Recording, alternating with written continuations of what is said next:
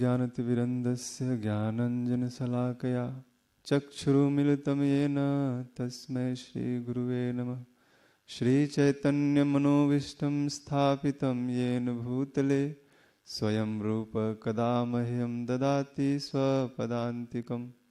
वन्देऽहं श्रीगुरो श्रीयुतपदकमलं श्रीगुरुन् वैष्णवांश्च श्रीरूपं साग्रजातं सहगण रघुनाथं मितं तं सजीवं सावधैतं सावधूतं परिजनसहितं श्रीकृष्णचैतन्यदेवं श्रीराधाकृष्णपादान् सहगण ललिता श्रीविशाखान्वितांश्च।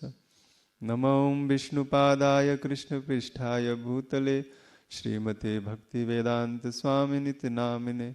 नमस्ते सरस्वतीदेवे गौरवाणी प्रचारिणे निर्विशेष शून्यवादी पाश्चात्यदेशतारिणे। हे कृष्ण करुणा सिंधु दीनबंधु जगतपते गोपेश गोपिका कांत राधा कांत नमस्तुते। तप्त कांचन गौरांगी राधे वृंदावनेश्वरी वृषभानुसुते देवी प्रणमामि हरिप्रिये।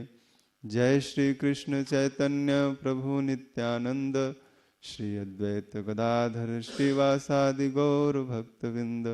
हरे कृष्ण कृष्ण कृष्ण हरे हरे हरे राम राम राम हरे हरे। नमो विष्णुपादाय कृष्ण।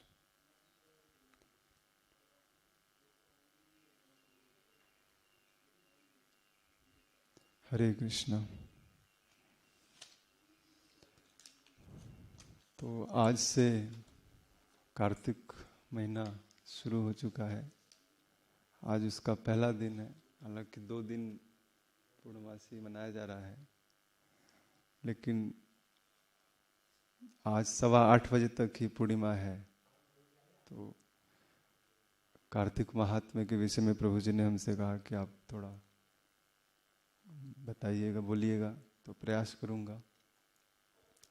आप सभी वैष्णव के चरणों में प्रणाम करते हुए आशीर्वाद मांगते हैं। आशीर्वाद मांगता है कि आप लोग वाणी में ऐसी स्ट्रेंथ प्रदान करिए कि कुछ बोलने का प्रयास कर सकूं, अपने को प्योरीफाइड कर सकूं। क्योंकि प्रभुपाद जी कहते हैं कि those who are preaching they are purifying themselves first. जब आप प्रचार करते हो तो पहले खुद प्योर होते हो। तो एक हरि भक्ति विलास जो हमारे आचार्य श्रील सनातन गोस्वामी पाद जी का रचित ग्रंथ है, उसमें एक श्लोक है, उसका हम पुनरावर्तन करेंगे। कार्तिक अहम करिष्यामि प्रातः स्नानं जनार्दनः प्रीति अर्थम तवा देवेश दामोदरम मयात्। तो सनातन गोस्वामी के द्वारा रचित ये श्लोक है श्री हरिभक्ति विलास ग्रंथ से। इसके पहले हम प्रस्तावना में आते हैं कि कोई भी तिथि या कोई भी पर्व जो होता है हमारे लिए महत्वपूर्ण क्यों होता है, स्पेशली कलयुग के लिए। तो नारद जी कलयुग के गुणों का वर्णन करते हैं। कहते हैं कि सत्यम नास्ति तपः शौचम दया दानम न विद्यते उदरम भरिणो जीवा वराकाह कूट भाषिणा। पद्म पुराण में कहते हैं कि कलयुग में सत्य नहीं है, कोई सत्य बोलता नहीं। सत्यम नास्ति तपः शौचम, तपस्या नहीं है। थोड़ा चल लेते हैं तो मंगल आरती नहीं आ पाते, क्योंकि तपस्या नहीं। 4-5 घंटे चल लिए तो पैर गड़बड़, तो हम तपस्या नहीं कर सकते। नहीं तो सतयुग में तो एक अंगूठे पर कितने हजार साल तक तपस्या होती थी। तो सत्यम नास्ति तपः शौचम, शौच पवित्रता नहीं है। पवित्रता का मतलब क्या होता है? अपने शरीर और मन को पवित्र करना। ठंड का मौसम आ गया है, बाथरूम में गए तो ऐसा लगता है पैर नहीं धोए, अच्छा रहेगा। ब्राह्मण दीक्षित तो हो गए, लेकिन संकोच लगता है, ठंड लग जाएगी। लेकिन आचार्यगण कहते हैं कि व्यक्ति अगर भक्त है, वैष्णव है, तो उसे 2 बार नहाना ही चाहिए। और ब्राह्मण जो वैष्णव है, ब्राह्मण है, पुजारी करता है, पूजा करता है, अर्च विग्रह की सेवा करता है, उसे तो 3 बार नहाना चाहिए। 3 संध्या में 3 बार नहाना चाहिए। लेकिन हमारे लिए तो 1 बार भी नहाना कठिन हो जाता है। जब ठंड का मौसम आता है तो कहीं शरीर में भिगो लिया, थोड़ा सा कपड़े से पोंछ लिया। सब नहीं करते, लेकिन एक बात है। तो हम तपस्या नहीं कर पाते, शौच नहीं है हमारे अंदर, पवित्रता नहीं है। और रही बात मन की, तो मन तो पवित्र प्रयास करते हुए भी नहीं हो पाता है, क्योंकि साधना हमारा मजबूत नहीं है, स्ट्रांग नहीं है। तो सत्यम नास्ति तपः शौचम दया, दया की भावना। दया की भावना ये नहीं कि कोई दुखी है हम उस पर दया करें, बेचारा बड़ा गरीब है, लंगड़ा है, लूला है, शरीर से कुरूप है। नहीं, दया का भावना ये कि वो भगवान से जुड़ क्यों नहीं रहा है। हम अगर किसी अभक्त को देखते हैं, वो सिगरेट पी रहा है या कुछ भक्ष्य खा रहा है, तो हम अपने को श्रेष्ठ दिखाते हैं, देखो मैं तो वैष्णव हूं, मैं तो ऐसा नहीं हूं। कितने बेकार लोग हैं ये लोग, कितने खराब लोग हैं, देखो क्या पाप कर रहे हैं, क्या कलयुग आ गया। हम अपना दोष नहीं देखते, लेकिन उस थोड़ी सी हमें आचार्य लोगों की कृपा मिल गई, गुरु की कृपा मिल गई, प्रभुपाद जी की कृपा मिल गई, वैष्णव परंपरा से जुड़ गए, तो हम पर दोष देखने लगते हैं। लेकिन हमारे आचार्य, अब महाराज जी का नाम तो मुझे स्मरण नहीं आ रहा है, एक स्टोरी था कि कहीं पर भक्त लोग प्रचार करने गए थे, वापस आए तो महाराज जी से कहा कि महाराज, outside people they are very sinful, they are committing so many sinful activities, so प्रचार करना बड़ा दुर्लभ है, वो लोग they are not good people। तो महाराज ने कहा कि देखिए, दोष उनमें नहीं है, उनका कोई दोष नहीं है, दोष हमारे में है, क्योंकि हम अच्छी तरह से अपने आप को, अपने सनातन धर्म को उनके सामने प्रस्तुत नहीं कर पा रहे हैं, ताकि वो उसे स्वीकार कर सके। तो दोष हमारे में है, दोष उन लोगों में नहीं है। बच्चा अगर अज्ञानी है, छोटा बच्चा है, अगर वो कुछ कार्य करता है तो हम कहते हैं बच्चा है, अज्ञानी है, ज्ञान नहीं है। ऐसे ही संसार के लोग अगर भक्ति से नहीं जुड़े हैं, गुरु से नहीं जुड़े हैं, ग्रंथ से नहीं जुड़े हैं, तो अज्ञान है, अज्ञानी है, उनको ज्ञान नहीं है। कल हम लोग गए परिक्रमा में, तो प्रत्यक्ष उदाहरण है, रात को राधा कुंड पर हम लोग बैठे, तो बहुत सारे लोग उसमें हाथ धो रहे हैं, पैर धो रहे हैं, जबकि ऐसा नियम है कि जब रात्रि हो तो आप किसी भी तीर्थ स्थल में उसको टच न करिए, डिस्टर्ब न करिए, प्रणाम कर लीजिए और चले आइए या बैठ लीजिए वहाँ, लेकिन उसको टच मत करिए। 12-1 बजे रात को आप टच कर रहे हो। किसी विशेष दिन की बात अलग है, बहुलाष्टमी होता है, उसमें नहाना, स्नान करना, या संक्रांति आती है तो अलग बात है, लेकिन हर दिन आप नहीं कर सकते। लेकिन बहुत सारे जो झुंड के झुंड जा रहे थे, सब पानी मार रहे हैं, पानी पैर धो रहे हैं, क्यों? क्योंकि उनको ज्ञान नहीं है, गुरु नहीं मिले हैं। तो गुरु नहीं मिले हैं, ज्ञान नहीं है, तो उनका दोष नहीं है। तो यही यहां पर कह रहे हैं, सत्यम नास्ति तपः शौचम दया दानम न विद्यते। देने की कला, दान का मतलब ये नहीं होता कि धन ही दान है, दान का मतलब ज्ञान का भी दान होता है, भक्ति का भी दान होता है। कभी कभी हम कुछ कार्य करते हैं, भक्ति रूपी कार्य, और किसी को वो भक्ति का फल दे देते हैं, उसे भी दान कहा जाता है। और ये प्रत्यक्ष प्रमाण है। एकादशी का व्रत जो है, कहीं कथा करने गए थे तो वहां पर एक माता जी बोली कि महाराज जी, एकादशी का फल सुना है, आपने ही बोला है कि फल देना चाहिए। और उन्होंने दिया तो जो व्यक्ति मर नहीं रहा था, उनकी जो सास थी, बूढ़ी हो गई थी, बहुत 180-90 साल की हो गई थी, तो मर नहीं रही थी, शरीर छूट नहीं रहा था, कष्ट में थी। और एकादशी का पारण किया, दूसरे दिन ही शरीर छूट गया, जब उन्होंने कहा कि मैं इस एकादशी का फल अपनी सासू माँ को देती। ये प्रत्यक्ष आज भी कलयुग में भी, ऐसा नहीं है कि सतयुग में ही होता है, द्वापर में ही होता है, त्रेता में ही होता है, कलयुग में भी होता है। तो दान नहीं है। उदरम भरिड़ो जीवा वराका कूट भाषिण। संसार के सभी लोग सिर्फ भोजन प्राप्त करने के लिए, पेट भरने के लिए ही कार्य कर रहे हैं। वराका कूट भाषिण। और किसी से बोल दो कि भाई आप सिर्फ काम कर रहे हो, कुछ भजन भक्ति नहीं, तो आपको अपनी बात सिद्ध करने के लिए कूट भाषिण है, उनसे बड़ा प्रवक्ता कोई नहीं। इतनी अच्छी बात कह देंगे कि आप निरुत्तर हो जाओगे, आप उनका उत्तर नहीं दे सकते। क्या भक्ति भक्ति करते हो, क्या भक्ति से भोजन मिल जाएगा, क्या भक्ति करने से हमारा पेट भर जाएगा? भरो हमारा पेट, 5 बच्चे हैं, परिवार है 7 लोगों को, भरो फिर भक्ति करेंगे। आप क्या जवाब दोगे? कुछ जवाब नहीं दे पाओगे। तो वराकाह कूट भाषिण मंदाह सुमंद मतयो मंद भाग्या है उपदिता। संसार में कलयुगी जो लोग हैं वह मंद बुद्धि वाले हैं। और क्या कर रहे हैं? मंदाह सुमंद मतयो, सु लगा रहे हैं।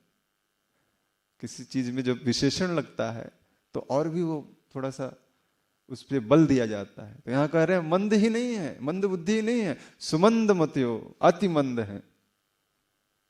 तो मंदाह सुमंद मतयो। और क्या कह रहे हैं?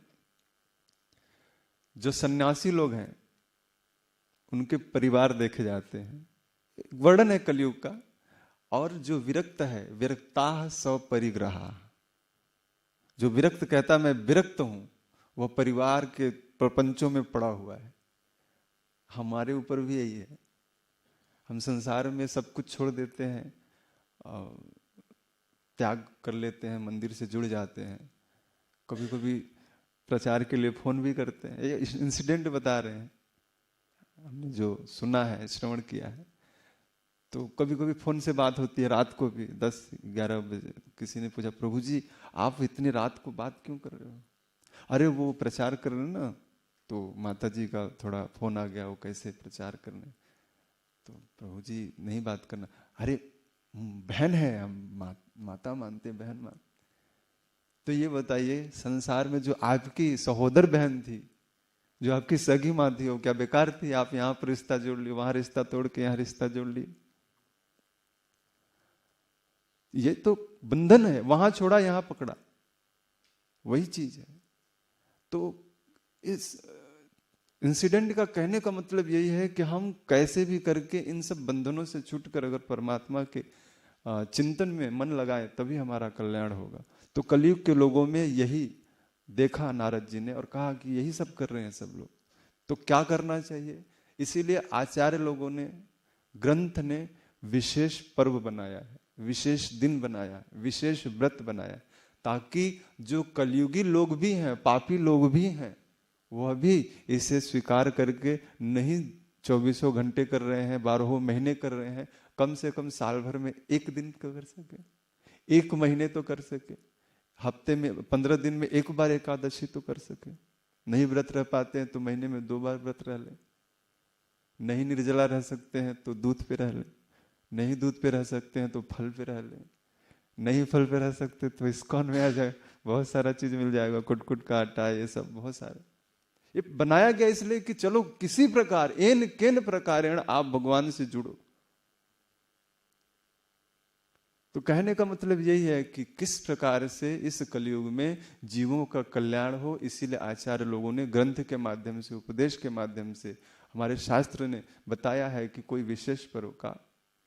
तो ये कार्तिक महीना जो है वही पर्व है जहां पर हम साल भर नहीं तपस्या कर पाते हैं, अपने गृहस्थ जीवन में या प्रचार कार्य में लगे रहते हैं, लेकिन ये 1 महीना अगर हम भगवान को देते हैं, भगवान दामोदर को, तो जैसे यशोदा मैया ने रस्सी से दामोदर जी का उदर बांधा, उदर में क्या है? ब्रह्मांड है, संपूर्ण ब्रह्मांड को बांध दिया।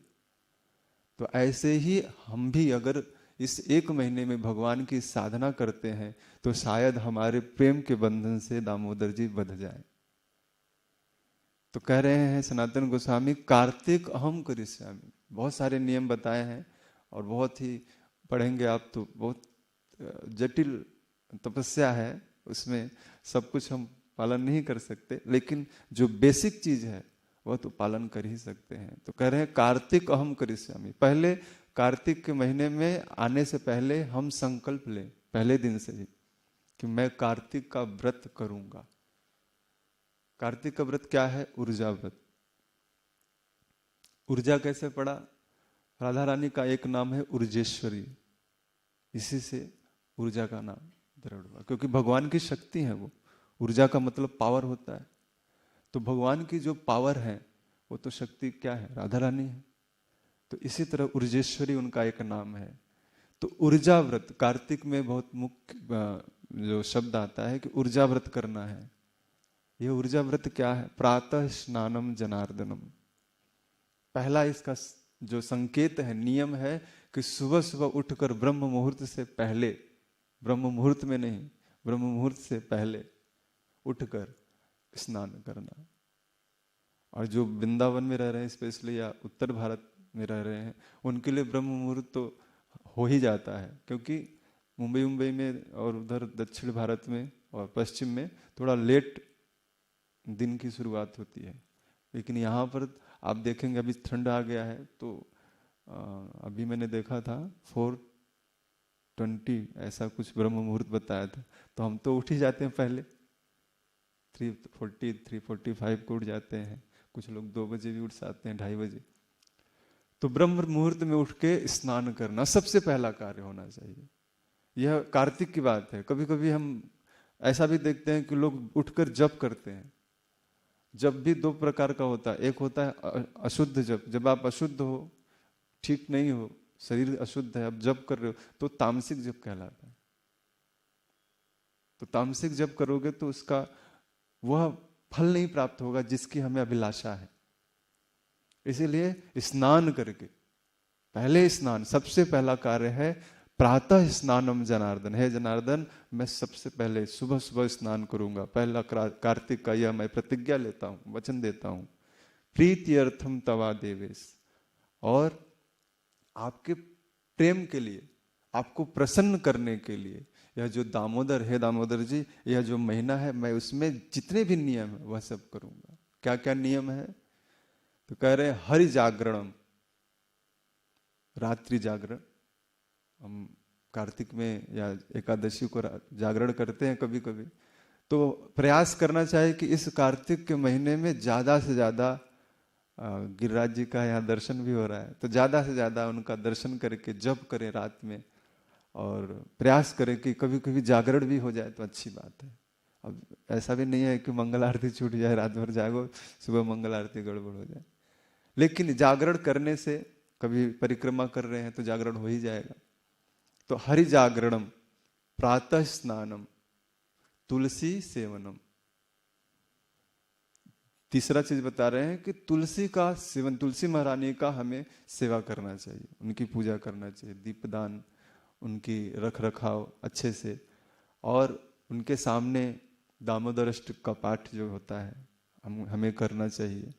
तो तुलसी सेवनम, तुलसी महारानी की सेवा हर तरह से करना। कभी कभी भक्त लोग दान भी करते हैं तुलसी का। इस महीने में जो भक्त होते, वैष्णव होते हैं, वो दान भी करते हैं कि भाई आप तुलसी की पौधे हम दान कर रहे, ले जाइए अपने घर में लगाइए। और आप थोड़ा सा उपदेश भी कर देते हैं कि जिनको नहीं मालूम है, तो वो जो है उस तरह से भी सेवा करके इस कार्तिक महीने का अपने जो फल है प्राप्त कर सकते हैं। और क्या कह रहे हैं? उद्यापनम। तो उद्यापनम, 1 महीने का जो व्रत होता है, जब कभी हम व्रत करते हैं तो सुने होंगे उद्यापन करना है। जब कभी किसी के यहाँ जाइए तो कहते हैं उद्यापन करना है। उद्यापन का मतलब उस व्रत को अब हम विश्राम देना है। तो 1 महीने का जो कार्तिक व्रत है, इसमें किस चीज का उद्यापन करना है? ये बहुत इंपॉर्टेंट चीज है। जो आपका सबसे प्रिय चीज हो, इंद्रियों के लिए, आपकी इंद्रियों के लिए जो सबसे प्रिय चीज है, उसका इस महीने में वर्ज्य कर दो, वर्जित हो जाए। कभी किसी को स्वीट पसंद होता है, छोटी बेसिक चीज है। कभी मीठा पसंद होता है, तो ब्रह्मचारी कहते हैं प्रभु जी लोग की हम मीठा त्याग दिए हैं, कार्तिक में नहीं लेंगे। जब सर्विंग होता है तो कहते नहीं नहीं मीठा नहीं लेंगे, कार्तिक में नहीं लेंगे। अच्छी बात है ये बहुत, तो कम से कम त्यागने की भावना तो आई ना। हम त्याग नहीं पाते, कम से कम 1 महीने तो त्यागने की भावना आई। हो सकता है 1 महीना प्रैक्टिस करते करते फिर जीवन भर हो जाए। तो इस महीने में जो हमें सबसे प्रिय लगता हो, स्वीट का त्याग कर देना। स्वीट तो खाना ही नहीं चाहिए, प्रयास करना चाहिए कि मीठा जो है इस महीने में, आलस्य का घर मीठा ही है। अगर हम मीठा खाते हैं तो आलस होगा ही शरीर में, मंगल आरती ठीक से नहीं हो पाएंगे अगर रात को हमने मिष्ठान का प्रयोग कर लिया तो मिष्ठान का त्याग कर दिया। और क्या त्याग कर सकते? ब्रह्मचर्य का पालन, मन से भी कभी भी ऐसे कुविचार न आए, दूषित विचार न आए, किसी के प्रति हे दृष्टि न हो, किसी से वैर भाव न हो, यह ब्रह्मचर्य का पालन है।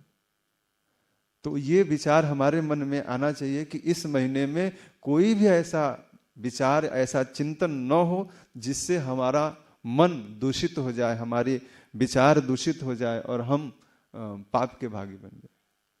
हालांकि कलयुग में मन से पाप का ऐसा कुछ विस्तार से नहीं कहा कि मन से भी करते हो, क्योंकि मन से तो करना ही पड़ेगा। आप जब इस संसार में हो, क्योंकि आपके 3 गुण आपको प्रभावित करेंगे।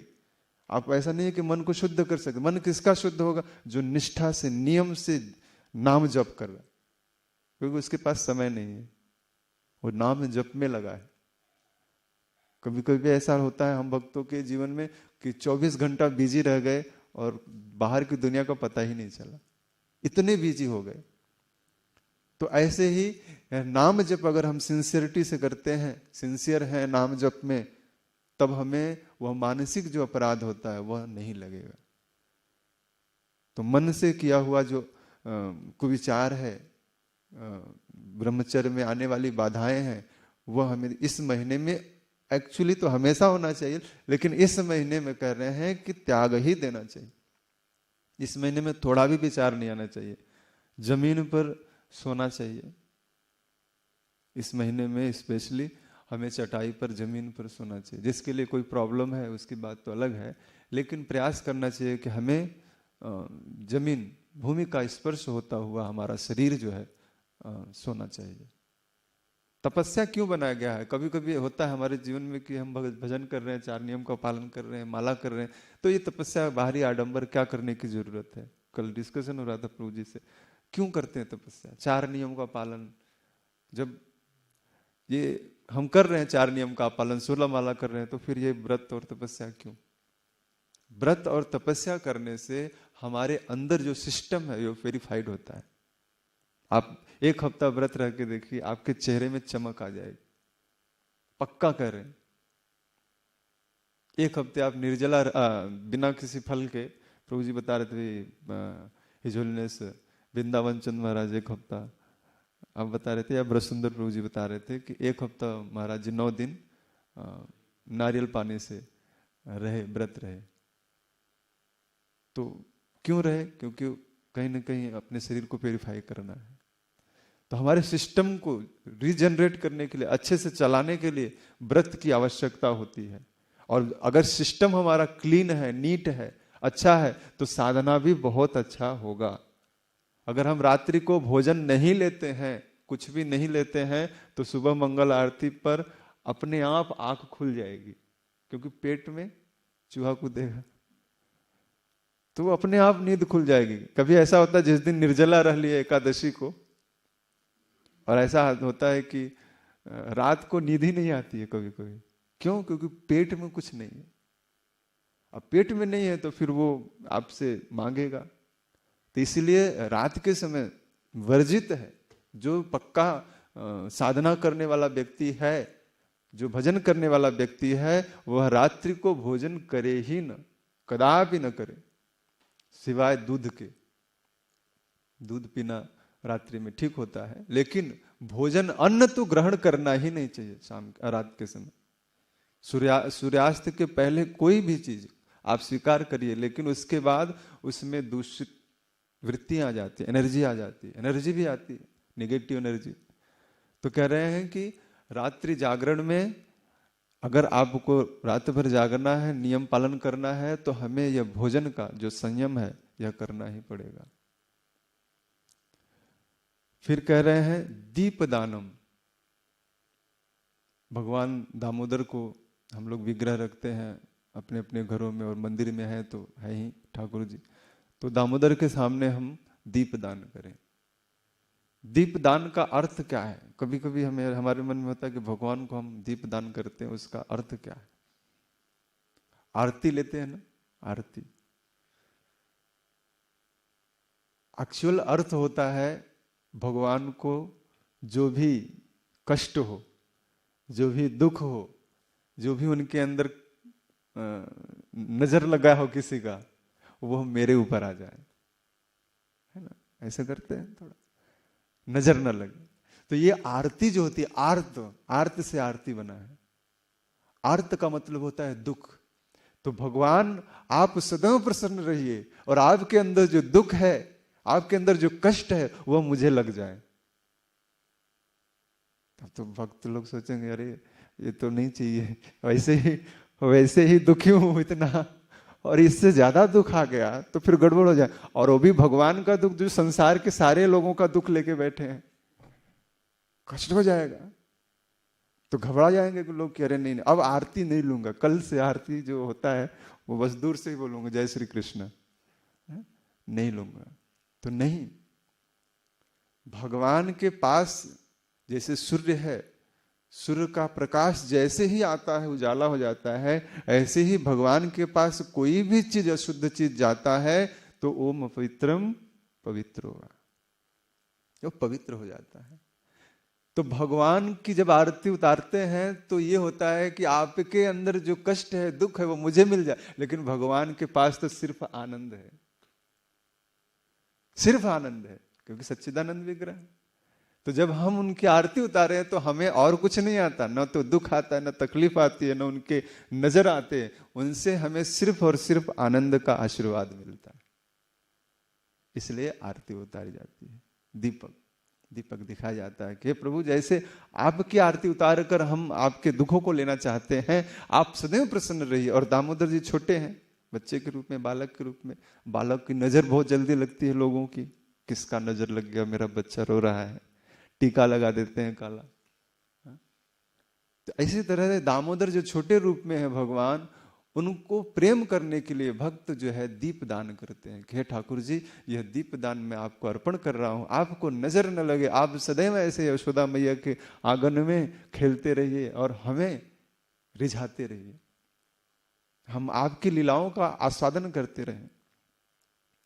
इदम ते वपुरनाथ गोपाल बालम, प्रार्थना कर रहे हैं सत्यव्रत मुनि, जब ये व्याख्या कर रहे तो प्रार्थना कर रहे हैं कि मुझे और तो स्वरूप है भगवान के, द्वारकाधीश वाले स्वरूप हैं, बहुत सारे स्वरूप हैं, यवन का स्वरूप है, लेकिन मुझे वह स्वरूप नहीं। इदम ते वपुरनाथ गोपाल बालम सदा में मनस्या, सदैव मेरे मन में वही रमण करे। कौन सा? वो बालक रूप, जिसे आपने यशोदा मैया के प्रेम में बधे थे आप, वही प्रेम, वही बालक वाला स्वरूप जो है मेरे हृदय में बसे। इस पर भगवान के बारे में गोस्वामी जी कहते हैं कि दम के दतिया दुति दामिनी जो किलकै कलबाल विनोद करे, अवधेश के बालक चार्य सदा तुलसी मन मंदिर में बिहरे। घुघरार लटे लटके मुख ऊपर कुंडल लोल कपोलन की। भगवान के घुघराले जो बाल हैं, जब दशरथ जी के आंगन में जब दौड़ रहे हैं, माता यश कौशल्या कई बुला रही हैं और भगवान जब हंस के भाग रहे हैं, बच्चा जब कोई पकड़ने की कोशिश करता है तो हंस के भागता है।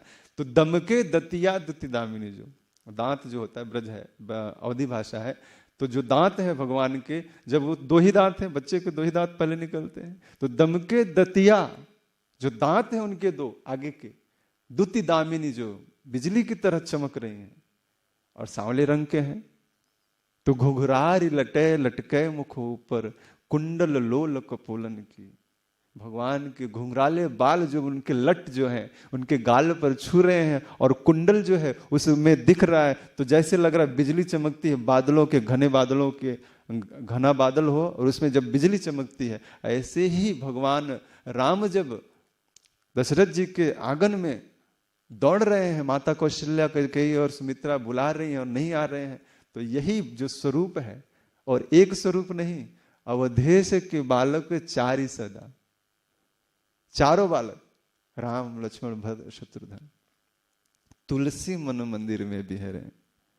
यह तुलसीदास यही प्रार्थना करता है कि मुझे और कुछ नहीं चाहिए, मुझे सिर्फ यही स्वरूप जो है भगवान का और उनके भाइयों का, यही स्वरूप मेरे मन रूपी मंदिर में विहार करे तो मुझे क्या मिलेगा? धर्म अर्थ काम मोक्ष चारों मिल जाएगा। जीवन का जो पुरुषार्थ है वह मिल जाएगा। तो हमें भी प्रार्थना करना चाहिए कि इदम ते वपुरनाथ गोपाल बालम, इस भगवान के बाल स्वरूप का हमें ध्यान करना चाहिए, सदैव स्मरण करना चाहिए, सदैव उनकी लीलाओं का चिंतन करना चाहिए कि यशोदा मैया ने भगवान को कैसे बांधा होगा। कभी कभी विचार करिए तो घंटों बीत जाते हैं इसी विचार में कि कैसे वो जब गोकुल में जाते हैं और महल देखते हो, वहां से वो जो बांधने वाला उखल बंधन है कितना दूर है, 84 खंबा से कितना दूर है, भगवान इतनी दूर चले होंगे। प्रभु जी पूछ रहे थे, वृंदावन से गोवर्धन गाय चराने आते थे इतना दूर, गोकुल से गोवर्धन इतना दूर। ये संशय होता है कि ये कैसे हो सकता है। वहां गोवर्धन गोकुल जो है 22 किलोमीटर है, यहाँ से ज्यादा ही होगा, बरसाना 22 किलोमीटर है और 8 किलोमीटर उधर, तो उतना दूर जो है भगवान गाय चराने आते थे। और वृंदावन जब गए छठी करा में तो वहां से भी इतना दूर 21 किलोमीटर है, 18 किलोमीटर है, भगवान आते थे सिर्फ गाय चराने। कल्पना नहीं हो सकती, ये विरोधाभास लगता है। कोई दिन में कैसे इतनी दूर आता होगा। हम यहाँ 21 किलोमीटर चलते हैं तो उस दिन तो कुछ होगा नहीं। प्रभु जी आज तो बस सब परिक्रमा करके आए, आप नहीं जानते, थोड़ा सा गर्म पानी मिल जाता, पैर थोड़ा डाल के आराम कर लेते। नहीं हो पाएगा प्रभु जी, कल आपसे प्रार्थना करता हूं, कल आप जो मुझे सेवा दोगे करूंगा, आज थोड़ा रोज सोने दो मुझे, दिन में भी रेस्ट अपने ऊपर भी ले रहा हूं। क्यों? क्योंकि एक बहाना चाहिए हमको, अपने शरीर को बचाने के लिए एक बहाना चाहिए। लेकिन आचार्य कहते हैं इस शरीर को जितना तपाओगे, एक भक्त हुए भर्तृहरि, तो उन्होंने श्लोक में लिखा है कि भोगा न भोक्ता वयमेव भोक्ता। हम सोचते हैं इस शरीर के द्वारा हम भोग भोगेंगे, अपनी इंद्रियों को सुख देंगे, लेकिन वास्तव में भोगा न भोक्ता वयमेव भोक्ता। हम खुद भोग हमें खुद भुगत लेता है। मोबाइल है, हम सोचते हैं 15,000 का मोबाइल आया, डिस्प्ले बढ़िया है, थोड़ा उस पर चल रहा है कुछ, लेकिन 5 मिनट के लिए उसको उठाया था और कैसे 2 घंटे बीत गए पता नहीं चलता।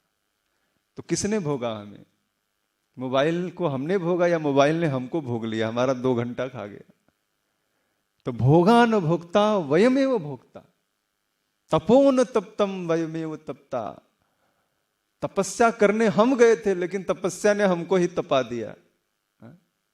मेहनत करेंगे प्रभु, खूब कमाएंगे, फिर आएंगे मंदिर और फिर प्रचार करेंगे, लेकिन इतना मेहनत कर लिए कि उस शरीर को बचाने के लिए मंदिर में आए तो बोले प्रभु जी अब तो डेली हॉस्पिटल डिस्पेंसरी खुल गया है टेबल पे, इसकी दवा उसकी दवा, पेट की दवा इसकी दवा।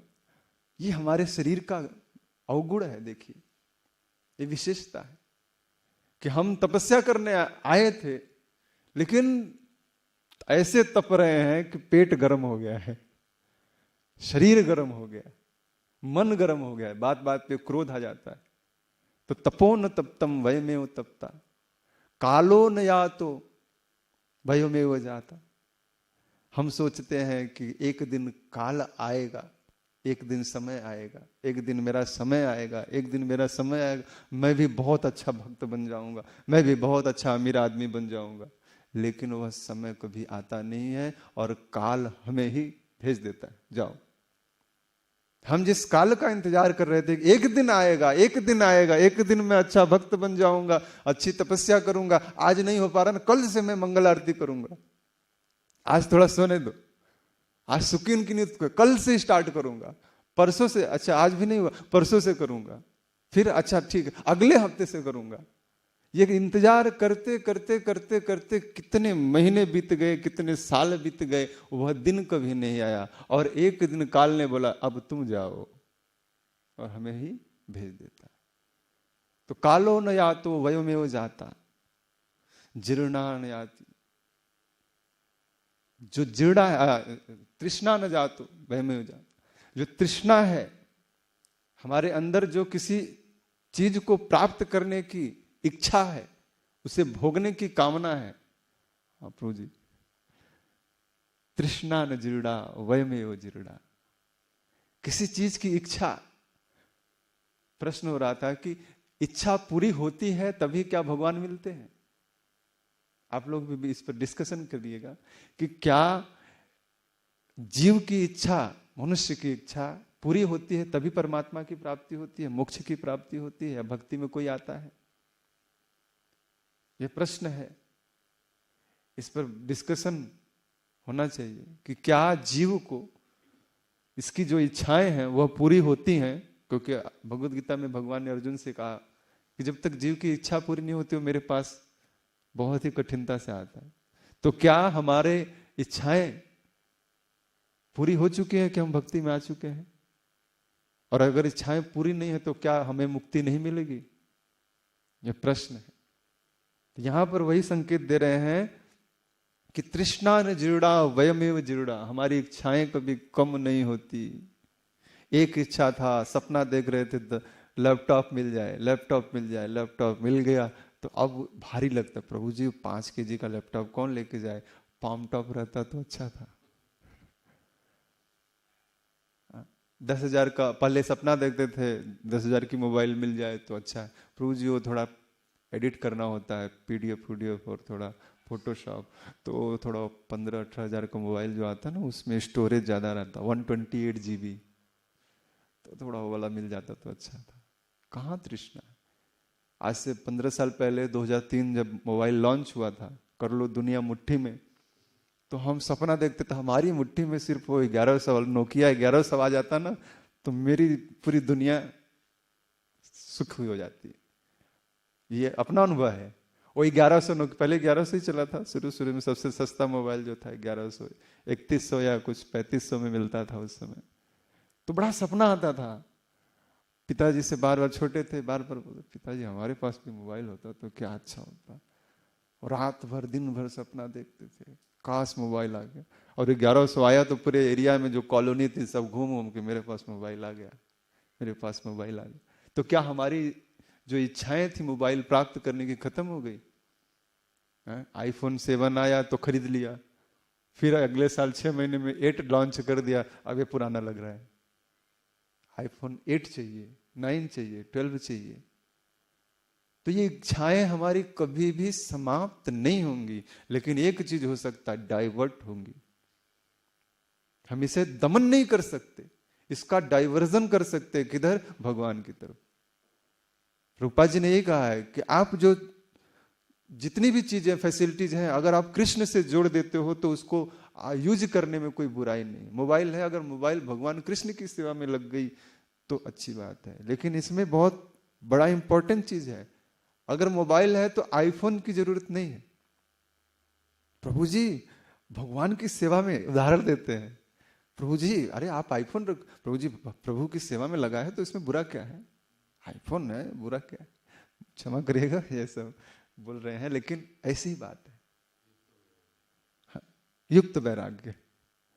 तो ये जो भावना है कि नहीं नहीं अब आईफोन है भगवान की सेवा में, क्योंकि हमने प्रभुपाद का कोट करना है ना।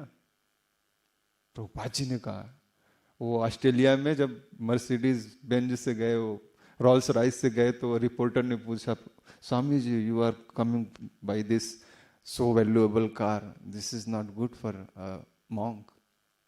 तो प्रभुपाद जी ने क्या उत्तर दिया था? अरे कृष्ण के भक्त है, ये टिन के चीज में आ रहे हैं, हमको तो सोने के कार में आना चाहिए। तो प्रभुपाद जी बोले हैं, प्रभु जी तो हम तो मोबाइल यूज कर रहे हैं प्रभु की भक्ति के लिए, उसमें थोड़ा सेवा है। लेकिन अगर आपकी सेवा, हमारी सेवा थोड़े में हो सकती है तो हमारे मन में विकार नहीं रहेगा। क्यों? वैराग्य जल्दी आएगा। आपका चप्पल अगर 100 रुपए का है, 700 का, 800 का, 1000 का नहीं है। आप कहीं भी जाते हो चप्पल छोड़ दोगे, आपके अंदर उसको जो मोह है, स्नेह है, उससे लगाव है, वो ज्यादा नहीं रहेगा। क्यों? 100 रुपए का है, 50 रुपए का है। लेकिन अगर वो 1000 रुपए का है तो मंदिर भी जाते हो तो आपके अंदर वो भावना रहेगी 1000 रुपए वाला चप्पल मेरा कहीं खो न जाए। तो जितना ज्यादा आपके अंदर भोगने की जो क्वालिटी है, अच्छी चीजें हैं, जितनी अच्छी आपके पास रहेंगी उतना ही आपकी आसक्ति उसमें रहेगी। यह फैक्ट है। और नहीं रहेगी तो फिर आप स्वतंत्र हो, आपके अंदर उसकी कोई आसक्ति नहीं है। ये मोबाइल रखा है, पीस है, सिर्फ फोन करने के लिए आता जाता है, कौन छुएगा? कहीं भी रख दिया। लेकिन आईफोन रखोगे तो बार बार ध्यान आएगा, यहाँ बैठा हूँ क्लास में, उधर रूम पे रखा हूँ, कोई गेट खोल के ले लिया तो। क्योंकि आसक्ति क्या है? उसका वैल्यू है। तो हमने चीजों को जब वैल्यूएबल बना दिया और अपने कर्म को, अपनी भक्ति को वैल्यूएबल नहीं बनाया, यहीं पर हमारी गलती हो जाती है। तो इस कार्तिक महीने में हमें प्रयास करना चाहिए कि जितनी भी हमारी आवश्यकताएं हैं कम हो सके, मोबाइल का उपयोग कम हो जाए, नील के बराबर हो जाए। कभी सुबह 24 घंटे में एक बार आधे घंटे के लिए देख लिए तो देख लिए। जो नहीं करते हैं, हम अपने के लिए बोल रहे हैं कि जो नहीं करते हैं वो, जो करते हैं वो तो बस ठीक ही है।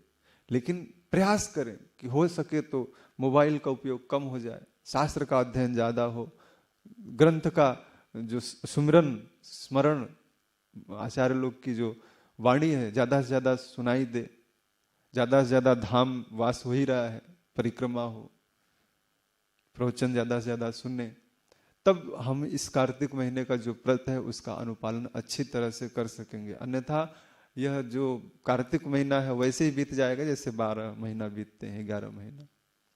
तो कार्तिक महीना क्या है? भगवान भी कहते हैं, स्कंद पुराण में कहते हैं कि मांसानाम कार्तिका श्रेष्ठो। मार्क्सिस्ट बोलते हैं, भगवत गीता में भी बोले हैं भगवान कि जो महीना है मैं उसमें सर्वश्रेष्ठ महीना कौन सा हूं? कार्तिक। और देवानाम मधुसूदन, देवताओं में या भगवान जो बोलते हैं तो उसमें मधुसूदन भगवान कृष्ण सर्व श्रेष्ठ हैं। तीर्थ नारायणाख्यम, तीर्थों में जहां भगवान विष्णु का विग्रह है, वहां भगवान विष्णु की लीलाएं हैं, वह तीर्थ इस धरती पर सर्वश्रेष्ठ है। उससे श्रेष्ठ कोई भी चीज नहीं है। आज भी कलयुग में प्रमाणित है कि नहीं? 4 धाम यात्रा ही बोलते हैं लोग, और कोई दूसरी बात नहीं बोलते। आज भी जब कोई यात्रा की बात करता है कहीं जाने की, 4 धाम यात्रा किए हैं, तो चारों धाम तो भगवान नारायण कृष्ण के ही हैं। तो इस तरह से कार्तिक महीने का बहुत ही विशेष महत्व है। इस महीने में हमें ब्रह्मचर्य का पालन करना चाहिए, सत्य का पालन करना चाहिए, तप का पालन करना चाहिए। तपस्या बताए कि तपस्या कैसा, कौन सी तपस्या? खड़े होकर, वो ऐसे नहीं खड़े हो जाइए वही तपस्या है। तपस्या का मतलब हो गया हमें अपने आचरण से जितनी भी चीजें हैं, जितना त्याग हो सके कर सके, वो तपस्या है। उसके बाद साधु सेवा। हमारे लिए, वैष्णवों के लिए साधु सेवा क्या है? संसार के जितने भी लोग कृष्ण बोलते हैं वो साधु हैं और हम उनकी सेवा करें। जितने भी लोग आते हैं यहाँ पर, अगर हम उनकी सेवा कर पाए इस कार्तिक महीने में, क्योंकि वे हमारे अतिथि, अब तो हम धामवासी हो गए, अब तो धामवासी ही है ना। ब्रजवासी 4 तरह के होते हैं। पहला वह जो जिसका जन्म यहाँ हुआ हो, जो यहाँ पैदा हुआ हो। दूसरा वो जो यहाँ आकर बस गया हो। और तीसरा वो जो कहीं भी रहे लेकिन उसके अंदर वृंदावन हमेशा बसता हो। और चौथा वो जो यहाँ का तो है लेकिन प्रचार करने के लिए कहीं भी जा रहा है, वो भी ब्रजवासी। तो ये 4 तरह के लोग ब्रजवासी होते हैं। ये कभी नहीं सोचना हम ब्रज में रह रहे हैं हम तो ब्रजवासी नहीं है। नहीं, ये धाम का अपराध हो जाएगा। ठाकुर जी सबको परमिशन नहीं देते यहाँ पर रहने का। कभी कभी भक्त भी देखा हमने कि वृंदावन में रहे, साल भर रहे, 6 महीना रहे, प्रभु जी वो अच्छा नहीं लग रहा, मैं वहीं ठीक था। सब नहीं रह पाते। ये राधा रानी की कृपा नहीं जब तक मिले। यहाँ की स्वामिनी कौन है? वृंदावनेश्वरी। यहाँ की स्वामिनी राधा रानी है। बिना राधा रानी के ठाकुर जी भी परमिशन नहीं देंगे। ये उनका धाम है।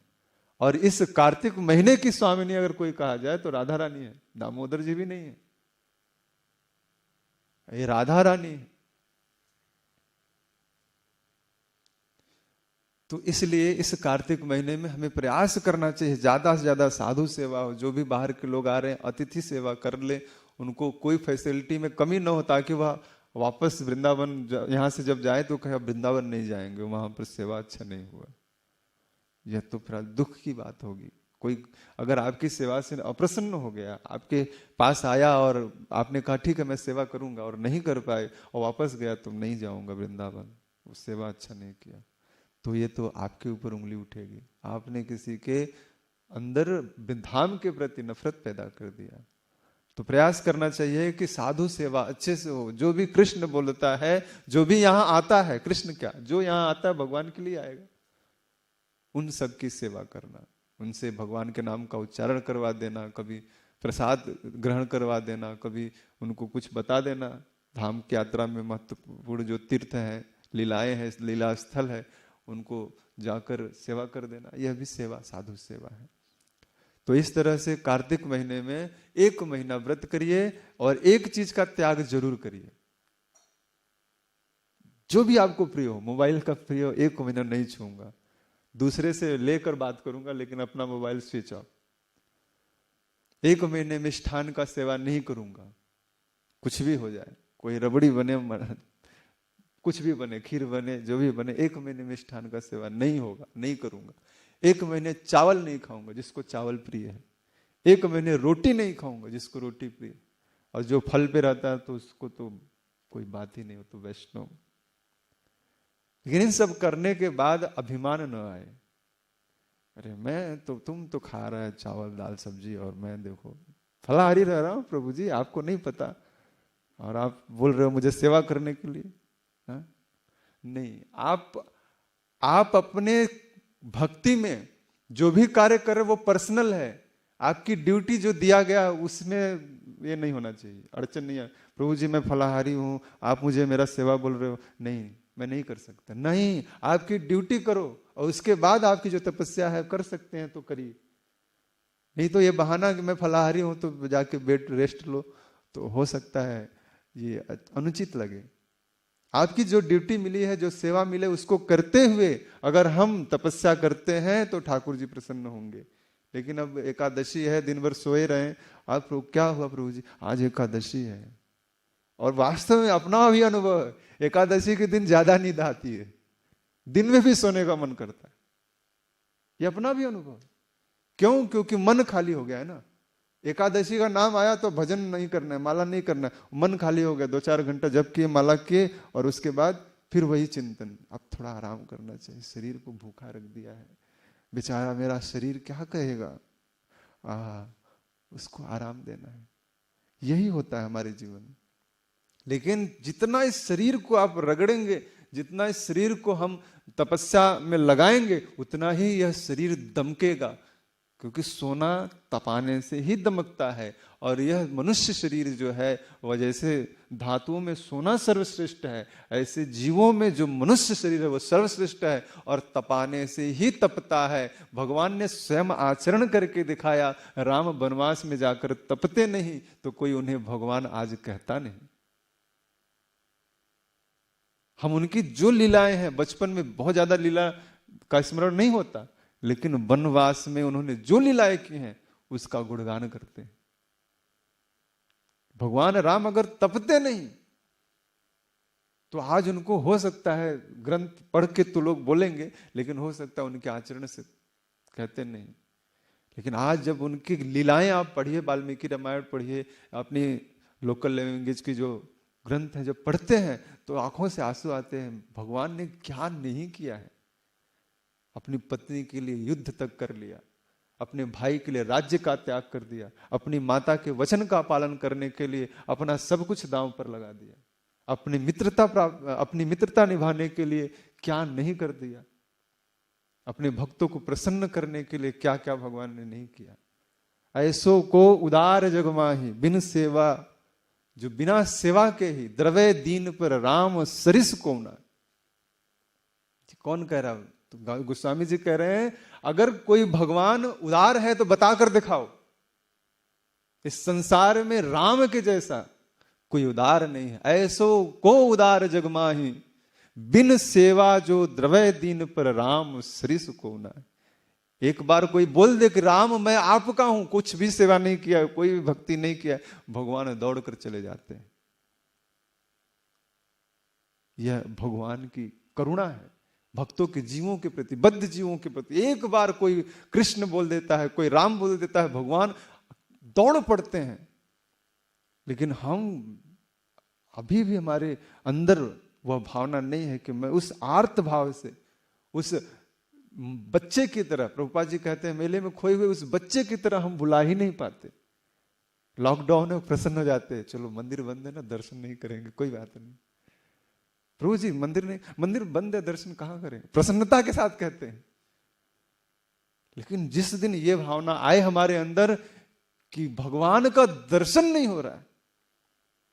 हरिदास ठाकुर कितने दुखी हो गए जब जगन्नाथ जी के पास नहीं जा पाते थे, भजन नहीं हो पाता था। महाप्रभु स्वयं भगवान आते हैं और पूछते हैं क्या हुआ? कहते भगवान बड़ा दुख है। बोले क्या दुख है? बोले मुझे शरीर का दुख नहीं है, शरीर तो जाने वाला ही है, लेकिन मुझे भगवान का दर्शन नहीं हो पा रहा, मैं उठकर आपको प्रणाम नहीं कर पा रहा हूं, यह मेरा कष्ट है, यह मेरी तकलीफ है, इससे मुझे निजात दिलाइए प्रभु। हमारे अंदर भी जब भगवान के प्रति वह परकीय भाव आएगा, वह विरह आएगा कि मैं इतना जप कर रहा हूं, इतना माला कर रहा हूं, इतना भजन कर रहा हूं, साधन कर रहा हूं, फिर भी मेरा प्रेम डेवलप क्यों नहीं हो रहा, मेरा प्रेम क्यों बढ़ नहीं रहा है। 10 साल हो गए, 12 साल हो गए, मैं माला कर रहा हूं, लेकिन अभी भी वो उत्साह नहीं आ रहा। उत्साह निश्चयात धैर्य क्यों आ नहीं रहा है? वही 16 माला किया, 2 सुबह मॉर्निंग प्रोग्राम के अटेंड किया, वही 4 नियम का पालन, लेकिन फिर भी अभी ऐसा लग रहा है अभी हमारे अंदर वो उत्साह नहीं है।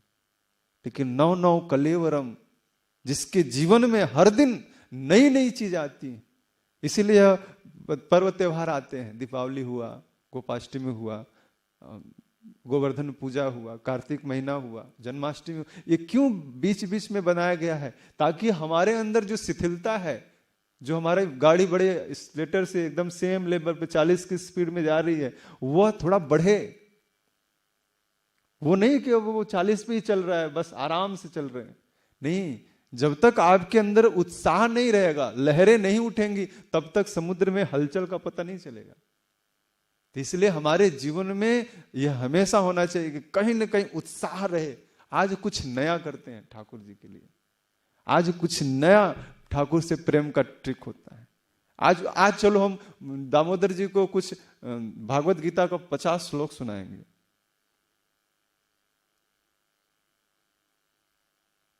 आज चलिए हम भगवान को अच्छे से कुछ कुकिंग करके बता देंगे, खिलाएंगे, थोड़ा अर्पण करेंगे। आज चलिए ठाकुर जी के लिए, आज ठाकुर जी के लिए मैं गोवर्धन परिक्रमा करूंगा, आज अपने लिए नहीं करूंगा। आज सिर्फ और सिर्फ मैं ठाकुर जी को प्रसन्न करने के लिए गोवर्धन परिक्रमा करूंगा, यमुना स्नान करूंगा। कोई प्रश्न किया कि आप किस लिए गोवर्धन परिक्रमा कर रहे हैं? तो एक भक्त ने बड़ा सुंदर जवाब दिया, मैं किस लिए नहीं कर रहा हूं, मैं सिर्फ ठाकुर जी की प्रसन्नता के लिए कर रहा हूं। और हम गोवर्धन परिक्रमा जा रहे हैं, थोड़े मनोकामना पूरी होना चाहिए। हमारे अंदर भी क्या मनोकामना है? कुछ तो कामना है, चाहे वह ब्रह्मचारी हो चाहे गृहस्थ हो, लेकिन जिसकी कामना जाहिए न चाहिए कबहू कछु, जिसको कुछ नहीं चाहिए, निस्वार्थ, अन्याभिलाषिता शून्यम, जो किसी भी चीज को न प्राप्त करना चाहे सिवाय भगवान के, तब जाकर हमारी मन में, हमारे जीवन में भगवान का पदार्पण होगा। और यह कार्तिक महीना जो है हमारे लिए उत्सव हो जाएगा। तो प्रयास हम करें, हम सब मिलकर, कि इस कार्तिक महीने में थोड़ा तपस्या करें, थोड़ा सा त्याग करें, थोड़ा सा सेवा करें, और चिंतन सतत होता रहे। 24 घंटे भगवान का इस कार्तिक महीने में चिंतन जब होगा, तो फिर हो सकता है कार्तिक महीने के बाद हम कुछ नया अपने आप को प्राप्त कर सकें। मैं कुछ नया लग रहा हूं, कुछ अलग हो गया, कुछ एडवांस हो गया, कुछ अच्छा लग रहा है, कुछ हल्का हो गया। और आपके जीवन में परिवर्तन आएगा, अनुभव होगा। अगर आप सिंसियर हैं तो यह अनुभव पक्का आएगा। जब आप साधना करते हैं, हम साधना करते हैं तो हम नेक्स्ट लेवल में जाते हैं, हमको अनुभव आता है हमने कुछ अच्छा किया, हमारे अंदर कुछ उत्साह आ रहा है, हमारे अंदर कुछ अच्छी भावना आ रहा है। कभी कभी हम कहते हैं पर दोष नहीं देखना चाहिए, लेकिन भक्त अगर स्वयं का गुण देखने लगे तो शायद और अच्छा देखे। क्योंकि गुण देखेगा और अगर अंदर उसके गुण नहीं है तो सोचेगा कुछ 2-4 गुण क्वालिटी अंदर कर लेता हूं, वो डेवलप करेगा। पर दोष तो दूर की बात है, नहीं देखना है, लेकिन अपने अंदर गुण देखिए कि आपके अंदर गुण क्या है। हमारे अंदर कहीं ऐसा कोई गुण है जिससे मैं मतलब लोग देख सके।